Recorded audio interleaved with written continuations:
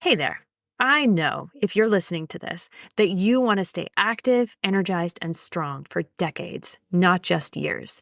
So I invite you to join me for a free webinar on October 2nd and October 3rd called 7 Steps to Longevity, Sustainable Nutrition and Performance for Active People. In this webinar, you'll discover the exact framework I use with athletes and active adults to fuel their bodies properly, perform their best mentally and physically, and feel younger without fad diets or quick fixes. Other things you're going to learn is how to fuel your body for consistent energy, strength, and recovery, how your genetics and metabolism shape your nutrition needs, and simple strategies to turn knowledge into lasting habits and results. Save your spot today at theenduranceedge.com/7 steps. That's again, theenduranceedge.com/7, like the number 7 steps. I can't wait to see you there. Hey, y'all, and welcome back to the Find Your Edge podcast. I am your host, Chris Newport, and today is a fun one. I mean, when is it not a fun one?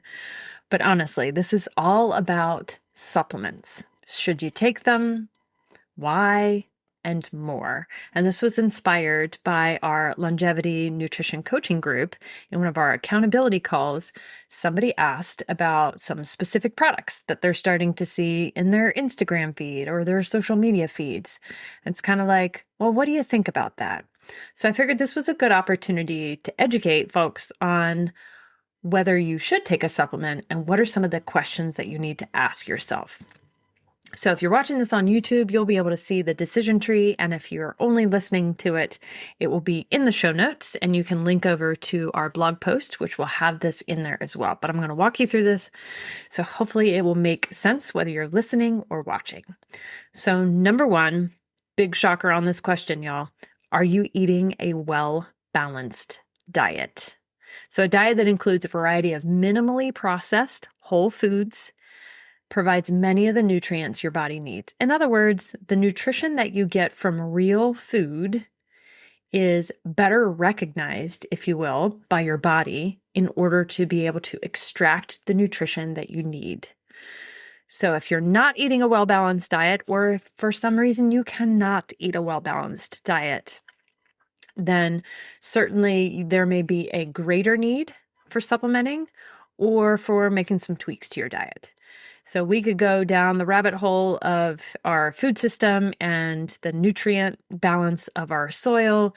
And certainly those are questions that we should be asking ourselves. Where is your food coming from? But for the purposes of this podcast, let's just think of, are you getting enough protein? Are you getting your fruits and vegetables? And are you tracking what's going on inside your body with a regular physical and getting your labs to actually see what is your nutritional status? Okay. Also consider if you're eating some sort of a restricted diet, then this may be a greater need for getting some type of supplement. Let me give you some examples. If you are vegan, you're definitely going to be missing out on some crucial nutrients, things like zinc, things like B12, etc. If you are eliminating any types of food groups, whether you have an allergy or something like celiac disease, you may be missing out on a few nutrients as well. If there is no dairy in your diet, are you getting enough vitamin D and other sources, for example? So if you're eliminating anything, then certainly the diet could potentially use some additional balancing. Another example is if you're on an intermittent fasting diet. Now, I know that that's kind of a broad term. Anytime I say intermittent fasting, it's kind of like asking somebody if they wear shoes. Like, okay, well, are these high heel shoes? Are these running shoes? Are these hiking shoes? Like, what are we doing with these types of shoes? So intermittent fasting is no different in my mind in terms of the number of flavors that you could have. If you're thinking of intermittent fasting during Ramadan, that's very different than if you did a 4-hour eating window during the day or an 8-hour eating window. So it all depends on what your window looks like. Are you doing alternate day fasting?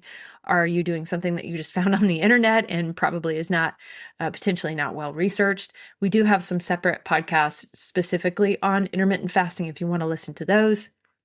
But the point being is that if you are on a more restricted dietary plan, like intermittent fasting, especially if you're doing something like alternate day fasting, then the need for a better balanced diet, or I should say, better balanced nutrient inclusion is going to be greater. So those are the things that we want to consider when it comes to eating food versus consuming supplements.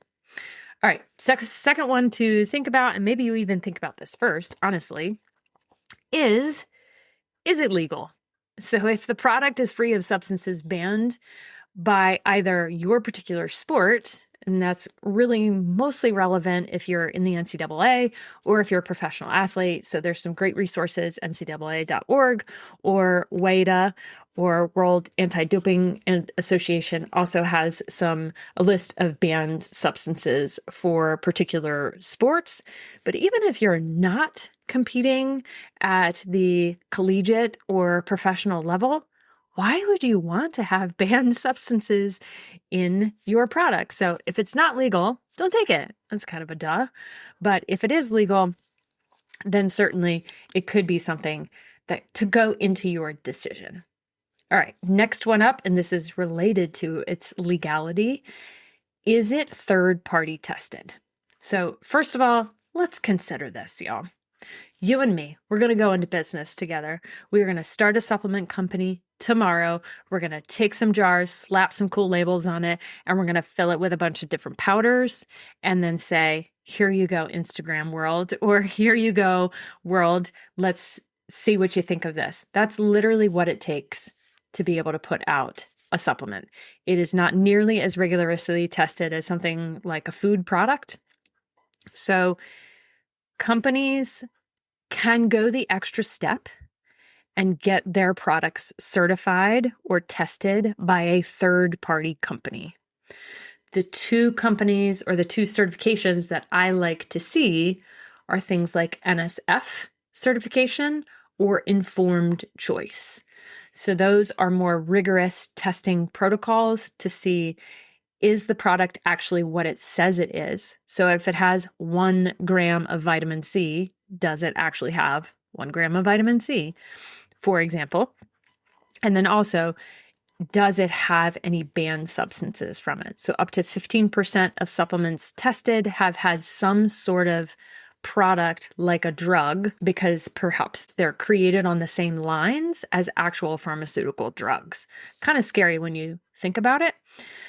So if it's third-party tested, you want to sort by that certification. So anytime I'm looking for products for our clients, I'm oftentimes, and we use Fullscript, which is a company that holds a lot of professional supplement brands. And then there's a filtering process. And that's one of the first things that I'm doing is sorting it by NSF Certified. And there's some other certifications that we use for the professional lines of supplements to be able to determine, am I willing to give this to a client? Because if I'm willing to give it to a client, then I should also be willing to give it to somebody in my family. That's how important I find that this is. So if it is not tested by some sort of a third-party company, I would suggest not taking it. So you are putting your health at too high of a risk if it's not tested. So make sure to look for those specific labels. Okay, the next couple are the more interesting ones. Is it effective? And then is it necessary? So first and foremost, is it effective? Is there evidence that the product does what it claims to do? That also leads me back to, what are the supplements that you're taking? And a few questions I have for you regarding that. Number one, do you know what it is and how much it is? So I just used this case of vitamin C. If you say, I take vitamin C, then I'm going to ask you how much. And then some people are like, I don't know. Let me go get the bottle. You know, it's the brand with the blue label. All of that sort of means nothing to me. So I want to know exactly what you're taking from the brand and the actual amount. Other things that I see that are commonly taken is proprietary blends. Now, I get it for these companies that want to sort of corner the market. When they create a proprietary blend, it's harder to copy. because I just told you, you and I are going into business together. We're creating a supplement line. So that's how companies try to prevent other companies from copying their product. If they are leaving out the actual amount that's on the bottle, it's harder to replicate somewhere else. But when you look into the evidence, that's typically what's being studied, is how much are you actually consuming. Sometimes the research will look at the amount per kilogram of body weight. Sometimes they will look at a specific amount that's given irregardless of gender or body weight. And then they're looking at that. So if it's not telling me what is actually in the product in the amounts that I can see in the evidence, I certainly don't want to take it. Because especially with the products that have just laundry lists of things, and then it's like 0.5 milligrams, it's like, well, that's hardly even effective just in and of itself. So when you look at a label and you see that it has a laundry list of things and it says a lot of proprietary blends, I would get very skeptical if it's even effective. Which begs the question, same kind of thing that I was just asking you. What are you taking? Exactly how much are you taking it? When are you taking it? That's another important one. And then most importantly, why are you taking it? So many people are like, oh, well, I heard that this is helpful. Or they're just walking along the grocery store shelves and they're like, oh, that looks like a pretty label. And I think I'm supposed to take an omega-3 or a CoQ10 or a whatever. And then they just grab it and throw it in their cart, and then they start taking it without knowing whether it's third-party testing, without even knowing why they're taking it, whether it's effective, and in the dose that is appropriate. Is it actually evidence-based, and is it actually effective at that particular dose? If you have questions, this is something that we as sports dietitians totally nerd out on. Like, this is one of my favorite things, is actually looking at what is the effective dose for the proposed need or for the proposed claim. Are you taking X amount for a performance gain? Are you taking this because your B12 is low? Are you taking this because there's some other sort of nutritional imbalance, or trying to prevent something? Or, so what exactly is it that you're taking it for? And is there enough evidence behind it to support the opportunity to take it? And then that goes along with, is it actually necessary? So this kind of ties into a couple of different things. What is the cost that you are willing to spend on supplements on a regular basis? Whether it be that you buy your supplements on a quarterly basis or whether you buy them on a monthly basis. Because I know there's a lot of different products, certainly products that we recommend. Like, for example, magnesium. Magnesium's an easy one just because we have so many people who take it. They are heavy sweaters typically, and there are some genetic links that point to their necessity. And it's generally relatively benign, and it's certainly effective. So using magnesium as an example, you can buy them in these massive bottles of like 360 capsules. So if you know that that's going to last you for 6 months, or for if you're taking one a day, roughly a year, great. Then factor that in to what you are willing to spend on your supplements. I was just listening to a podcast a couple of days ago with a particular biohacker. You may or may not heard of him. I'm not going to mention his name, but that was a big topic of conversation in our longevity nutrition coaching group, in our accountability calls, of, is it worth it to you to take what quantity of supplements? So this particular gentleman was sharing that he takes 111 pills per day. I obviously find that that is an extreme case.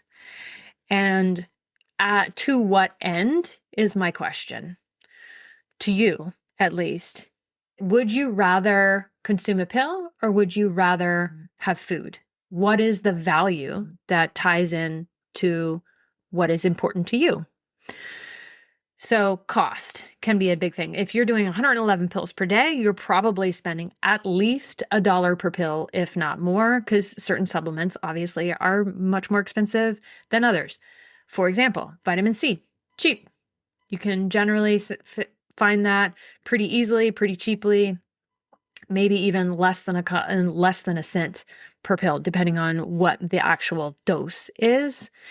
And then looking at something like CoQ10, a very effectively absorbed version of CoQ10, which is very specific antioxidant that ties into heart health and can be depleted if you're on things like statins. And just quick medical disclaimer, this is just for educational purposes, not for medical advice, but that would be a reason for someone to take additional CoQ10 if they're on some sort of statin that's going to deplete that. Ubiquinol is a very well absorbed version, and typically the dose is somewhere between 100 to 200 milligrams per day. The cost of ubiquinol is more expensive than certainly the example that I just gave you for vitamin C. Other things that might be more expensive, glutathione is one that can be more expensive. Your omega-3s might be more expensive. Some of your single nutrients are less expensive. So it's all in what is it worth to you and how much are you willing to spend on your supplements? And then I would question you, would you be willing to spend more on food than you would on supplements if you were going to get a higher quality of food? So let's say you start working with a local farmer who you know how he treats his animals, and you purchase his grass-fed beef and his farm-raised eggs and chickens and his beautiful bok choy that he is growing on his land, and you know that they take care of the land, and it's not necessarily certified organic, but you've had a conversation, you know who this person is, you know that you can trust them, and you can know that they're taking care of the earth. Is it better for you to spend more money on something like that, knowing that you're getting better nutrient absorption?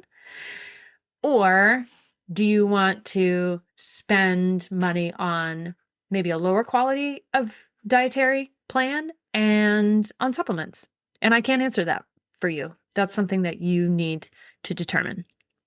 Okay, another one that's not necessarily on this decision tree, but certainly comes into play with the lens that we like to use in our practice, that being the genetic lens. It's one of our favorite things that we like to do in our longevity nutrition coaching program is look at your genes and basically give you the textbook to seeing what combination of your genes is more important to be taking or avoiding, in some cases, certain supplements. So let me give you some examples. Any of our folks that need additional support with what's called methylation. So it's kind of like that process, that sort of relay runner of creating new DNA. Some of us need some additional support in that process. So there are specific nutrients that are involved in methylation. In particular, things like B12 and things like folate, but we want to make sure we're not getting them from the things like the store shelf folic acid, which is the synthetic version, versus something like a methylated folate, which is going to be much more optimally absorbed. Similar with B12, making sure we're getting a methylated version of B12 rather than something that you would get off the regular store shelf, which is typically cyanocobalamin, which is very stable and it's affordable for companies, but also it's from a molecule of cyanide. And in my opinion, we don't need any of that. So may as well get either methylated cobalamin or something like an adenosyl cobalamin. Those are some of the other options when it comes to getting appropriate supplementation based on your genetics. Other things that we look at as it relates to genetics is how are you at absorbing vitamin D? How are you absorbing vitamin C? How are you at absorbing, again, the ones that I just mentioned, B12 and folate, which ties into also methylation? What is your propensity for inflammation? What is your propensity for oxidative stress? What is your propensity for detoxification? So there are certain supplements that are ideal for certain situations, in particular genetic SNPs. And there are certain situations where certain things are not ideal.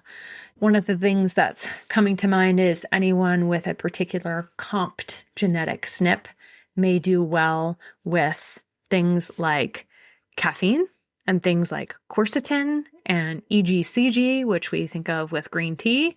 And another genetic SNP does really poorly with those particular substances.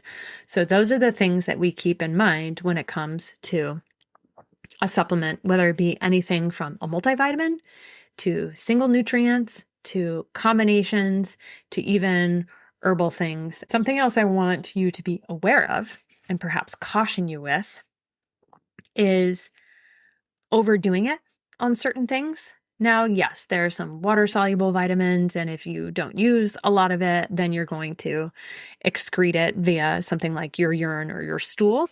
There are fat-soluble vitamins that can be more problematic. Those are your A, E, D, and Ks. And more so specifically, I think of E and A as the more problematic ones. Yes, you can have vitamin D toxicity. Any of those can be toxic, but from specific nutrients that you get from supplements, there are different types of those nutrients. So I'll give you an example. Vitamin E or tocopherols, there are different types of them. And typically a supplement is just going to have one type of them rather than having the whole selection of different types of vitamin E. And that is the better way to go so that you're not overdoing it on one particular type of, in particular, fat-soluble vitamin. So that's one tip there. And then overdoing it from, let's say you're doing a multivitamin and you're also doing something like an AG1 or a Nutrafol. I am not supported by any of those, but those are common ones that I hear from folks that, oh yeah, I saw this in a commercial. I saw this in Instagram. I saw this on my favorite podcast of like, I should be taking this, right? And not everybody should be taking the same thing. That's based on your goals, based on your needs, based on if there's any nutrient imbalances, based on if there's any other medical conditions or medications or things that you're trying to achieve. So some of the things that we don't consider are you getting something from, say, I'll use the case of B vitamins. Generally speaking, it's probably not going to be that big of a deal, but consider that you might have some in your multi. You might also have someone in something, in some sort of like greens product maybe that you take, and then you also get it from your energy drink.